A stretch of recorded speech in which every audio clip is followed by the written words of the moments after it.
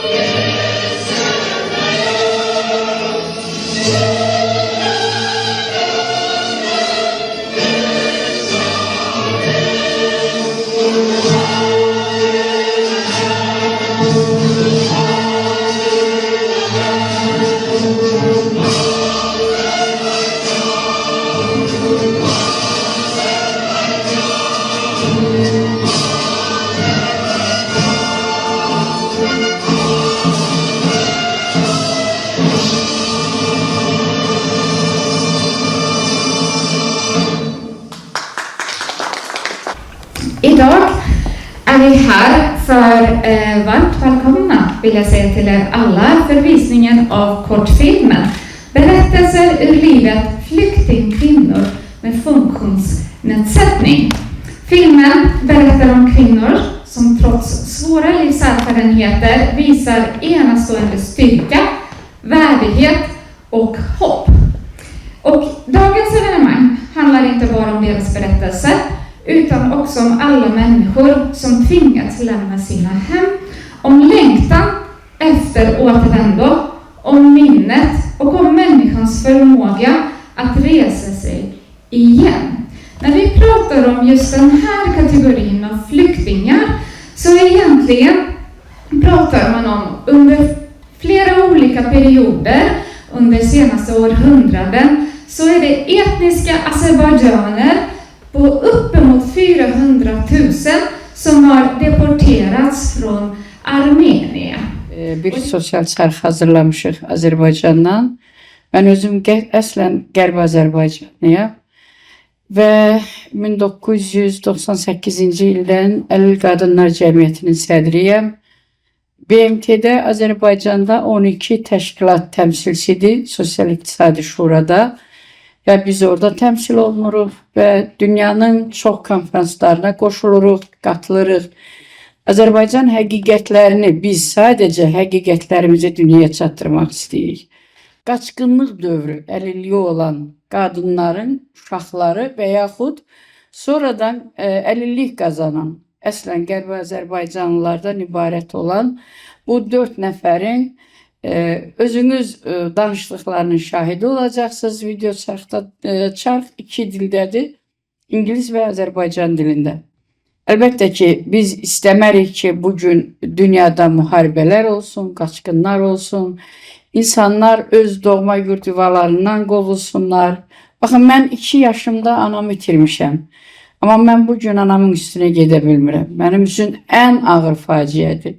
Elə də mənim nəslimin hər biri, babalarımız, nənələrimiz Dilcan dərəsindənəm, Dilcan bölgəsindənəm və dünyanın ən gözəl güşələrindən birində dünyaya gəlmişəm. Və mənim kimi bugün Ukrayna var, bugün Fələstin var, bugün dünyanın hər yerində olan müharibələr və müharibələrdən yaranan bu əlilliklər, bu problemlər biz istəmərik ki, olsun. Və əlbəttə ki, biz öz vətənimizə qayıdacağıq, buna çox inanırıq. Bugün öz prezidentimizə, buradan cənab prezidentimizə İlham Əliyevə bir daha mən də təşəkkürümü bildirirəm və həmişə onun yanındayıq, ətrafındayıq. Biz müharibəsiz qayıdacağıq. Biz buna əminik. Müharibəsiz, sakit və öz torpaqlarımızın yiyəsi olmağına mən inanıram. Zaman gəlir. Zaman gələcək. Fələstin problemi də düzələcək. Qəzza problemi düzələcək. Ukrayna problemi düzələcək. Və müharibəsiz bir dünya qurmaq üçün hamımız öz sahəmizdə çalışmalıyıq. Çox sağ olun. Bir də sizlərə minnətdaram. Təşəkkür edirəm. İlk öncə səfirliyimiz adından sizləri salamlayır və bu mənalı tədbiri təşkil etdiyiniz üçün təşəkkürümüzü bildiririk. Bugün burada təqdim olunan əlilliyi olan qaçqın qadınların həyat hekayələri adlı videoçarx təkcə fərdi taleləri deyil, həm də cəmiyyətimizin humanist dəyərlərini, həmrəylik ruhunu və sosial ədaləti olan bağlılığını bir daha nümayiş etdirir. Bu təşəbbüs Azərbaycan cəmiyyətinin ən həssas təbəqələrinin səsini beynəlxalq ictimaiyyətə çatdırmaq baxımından mühüm addımdır. Səfirlik olaraq İsveçdə və Skandinaviya regionunda fəaliyyət göstərən diaspor təşkilatlarının bu təşəbbüslərini dəstəkləyir və bu cür tədbirlərin davamlı şəkildə həyata keçirməsini istəyirik.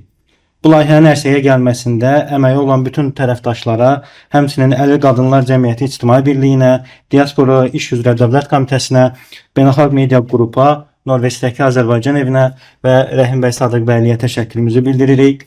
Azərbaycanın səsi ədalətin, mərhəmətin və insan ləyaqətinin səsidir.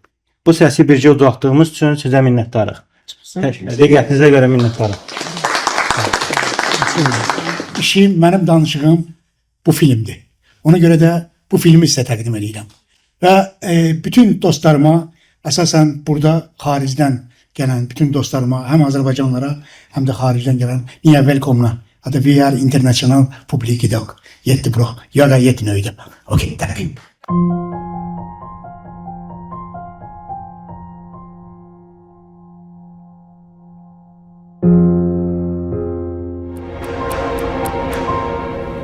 Kəndimiz ən gözəl yer idi. Biz Göyçədən gəlmişik. Toğulca kəndindən mənim anam rəhmətə gedincə deyirdi Allahın haqqı mən aparır da bir dəfə torpağı öpəm gələm. Oranın hər dəqiqəsi bizim üçün qızıldır. Ümidimiz var ki, biz gəlib Azərbaycana qayıdarıq. İlk dəfə atamın məzarını ziyarət edərəm. O şeyləri çox dərindən düşünərəkdən mən çox gənc yaşlarımda xəstəliyə tutuldum. Əvvəl ürək çatışmamazlığı, sonra mən onkoloji xəstəyəm. Artıq bu il 10 ilim tamam olub ki, mən onkoloji xəstəlikdən əziyyət çəkirəm. Mən təsəvvür edirəm ki, artıq avtobus dayanıb Çaykək kəndində. Mən öz kəndimizə gedən marşrutu gözləyirəm ki, gələcək mən evimizə gedəcəm. Ən böyük arzum atamın, anasının, nənəmin, bir də atamın dayılarının qəbrini gedim ziyarət edeyim. Kütləvi soyqırım olub. Mənim ulu babam da həmin soyqırımda zərər çəkənlərdən biri olubdu. O torpaqlarla bağlı mənim bir tək arzum var ki, o yerlərə qayıdanda mənim qardaşım qəşəng saz çalır. Bizim də ən sevdiyimiz saz havalarından biri Göyçə havasıdır. Baba yurduma qayıdanda o Göyçə havasını çala-çala orada bir məclis quraq, həmin günü qeyd edək. İnşallah o günü gözləyirik. Əl işləri əsasən rəngarəngdir. Mənim belə bir də sloqanım var ki, həyatınız rənglənəcək. Anamın yaşadığı kəndə gedib görmək istəyərdim, ziyarət etmək istəyərdim. Ola bilər o ev hələ də dursun, babamın evi.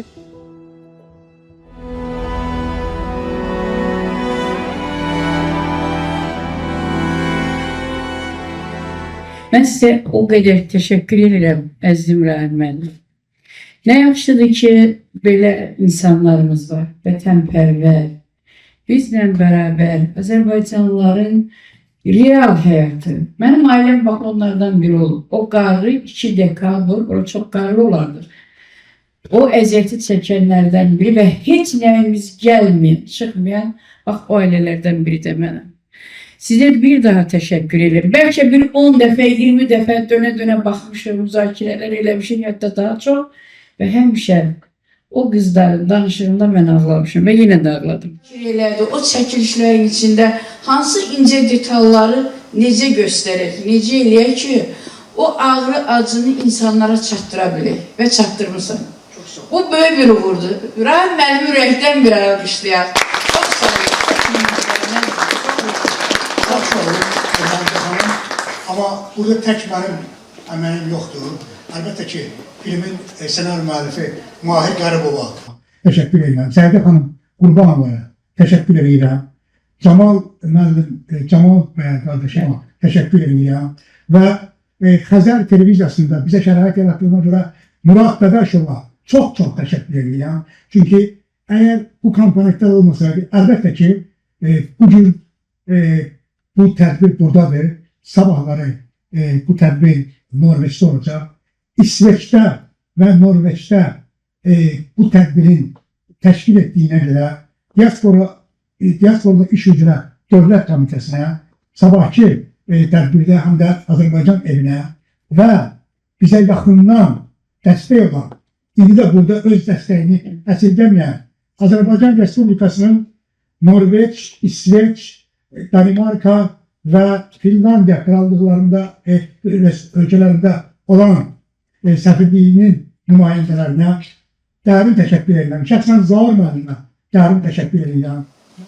We, the members of the Society of Disabled Women, issued this statement to convey the voices of Azerbaijani families displaced from Armenia, particularly women and children with disabilities, to the attention of the international community. Thank you for listening.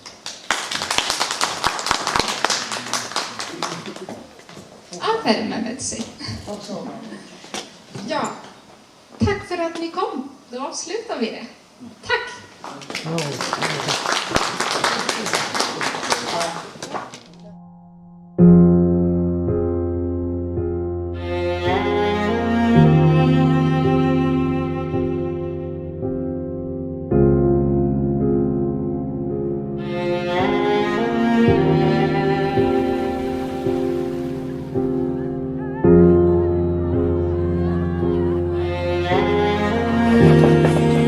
Salam əziz həmvətənlər. Oslo Azərbaycan evi olaraq sizin hamınıza xoş gəldin deyirik. Bugün əlamətlər bir gündür. Biz Skandinaviya, Azərbaycan əməkdaşlığı çərçivəsində görüş təşkil etmişik.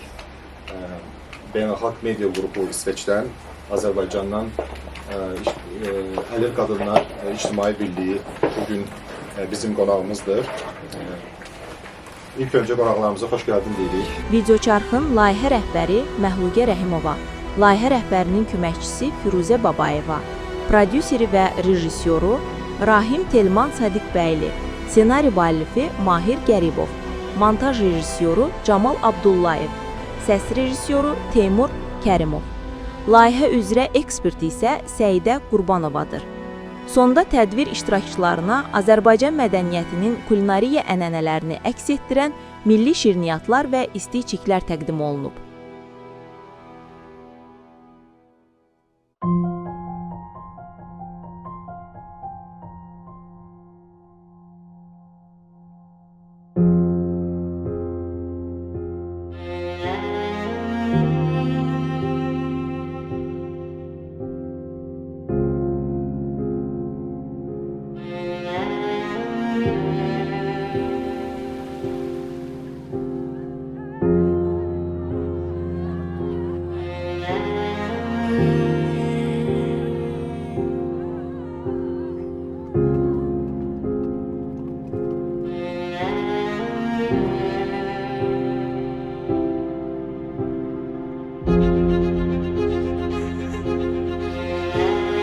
Müzik